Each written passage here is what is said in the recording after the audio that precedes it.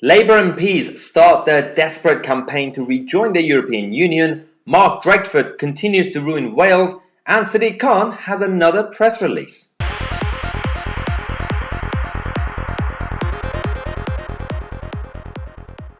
Hello everyone and welcome to the second video of the day. This is actually going to be a ridiculous show. Just stick with it because the Labour politicians are coming out.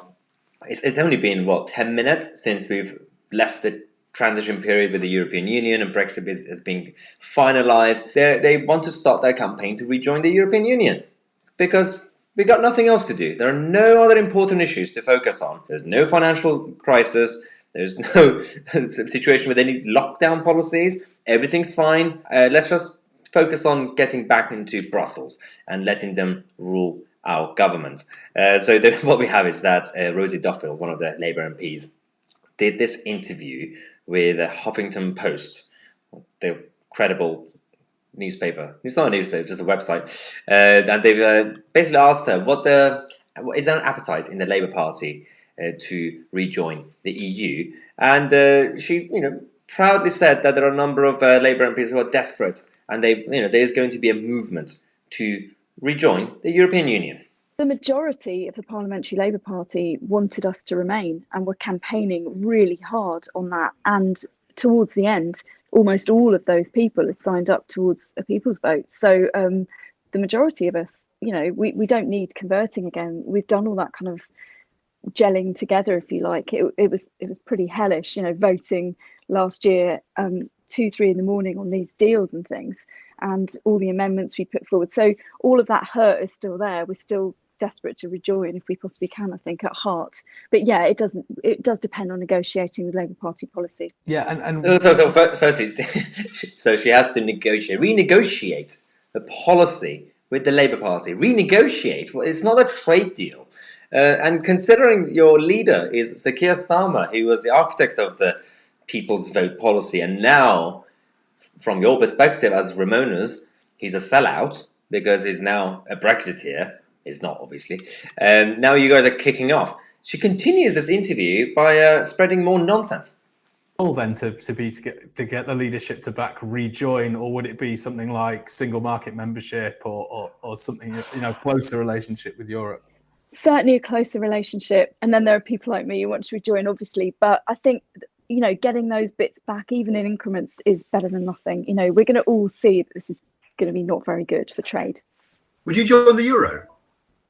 Oh, that's a good question. I don't know, actually. I mean, in a way, why not?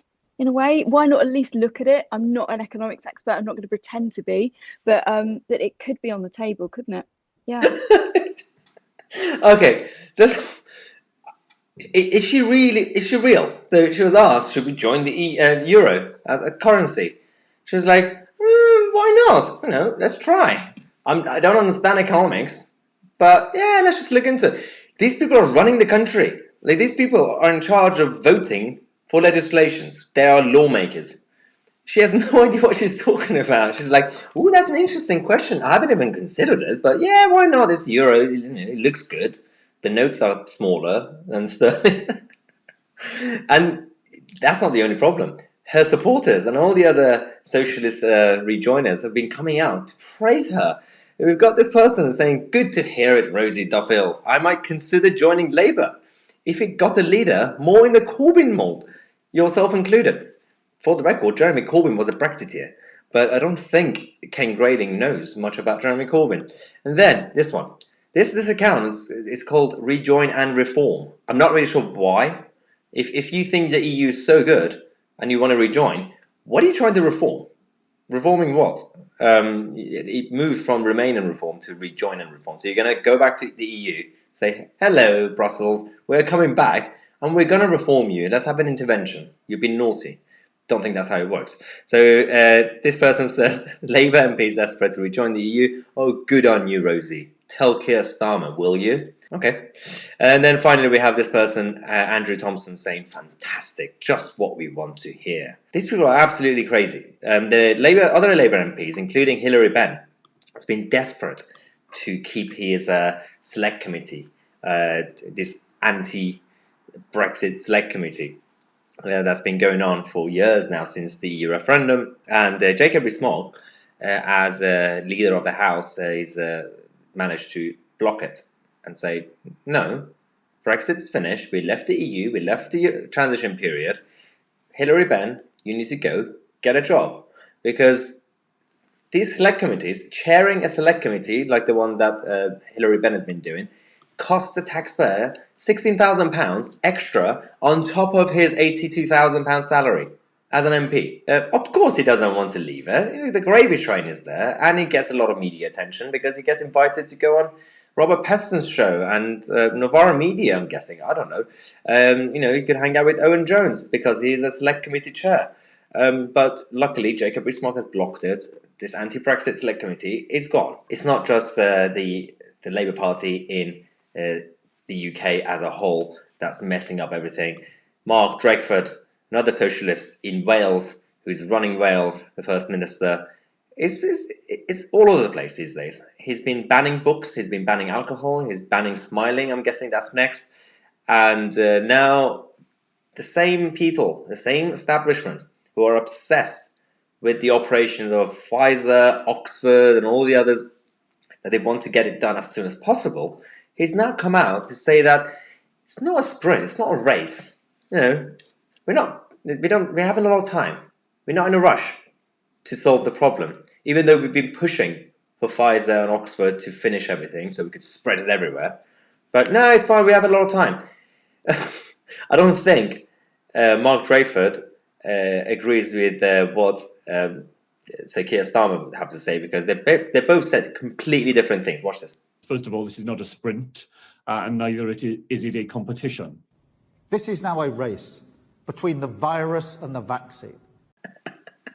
Okay, just to clarify, is this a race, or it's not a sprint? It's not a competition. We're not dealing with anything important.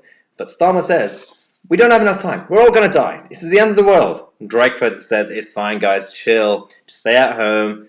You can't drink alcohol because I want to ban that, and you can't read books because you're not allowed to buy new books from shops. They're not essential. This is the Labour Party. It's in literally every single area. It's not just Wales, England, or Scotland part of it. Every county, every city has a different policy. The London Labour Party are obsessed with their avocados and smelly sandals in Hackney, and then the Manchester ones are just obsessed with taking selfies like Andy Burnham.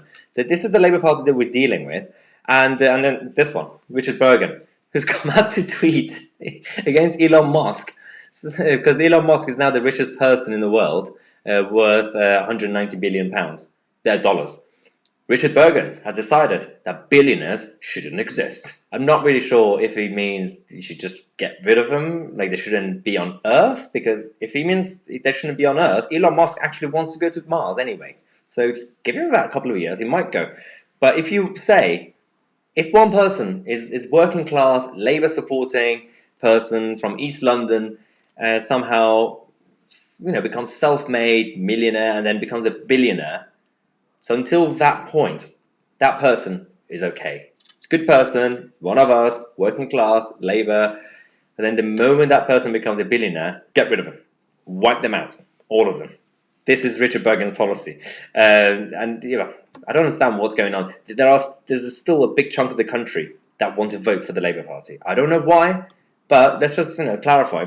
By the way, doesn't mean that the other side have been angels. The government have been chaotic throughout this whole process. Now we've just heard, thanks to the Times revealing this, that the NHS test and trace consultants are making £163,000 a year. You know what? That's more than the Prime Minister. And also, you might think the headline, well, so there are a few consultants, probably I don't know, about 5 or 10 making a lot of money. That's still a lot of money. 5 or 10 people making £163,000. No. The NHS Test and Trace is employing 2,300 management consultants on pay that on average exceeds Boris Johnson's salary. The whole programme is worth £22 billion. It's as big as a medium-sized Whitehall department.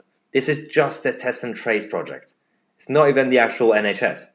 Not just the whole Department of Health or anything like that, or public health thing. It's just one area.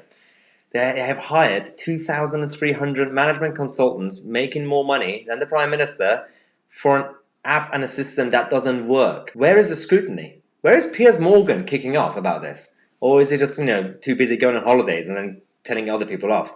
So these are the people we're dealing with. So it's not just the Labour Party. But I do want to go back to the Labour Party because this guy, the Mayor of London, Sadiq Khan, today declared major incident in London. That's one of the levels that we have. Is now declared major incident because of that situation with London hospitals.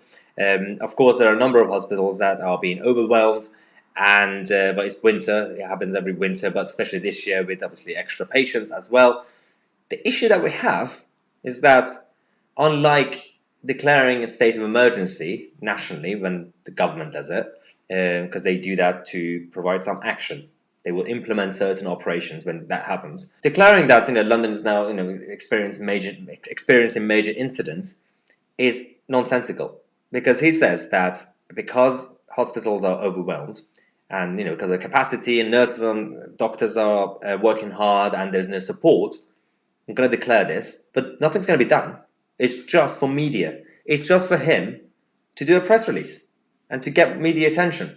So this declaration of major incident is literally not going to help the hospital. He's not going to create new clone of nurses or doctors to send them to St. Thomas's or other hospitals or Nightingale, if that's still going on. I don't know really. It's just for him as mayor to make some sound, use the mainstream media to spread more fear. The situation in certain hospitals is bad.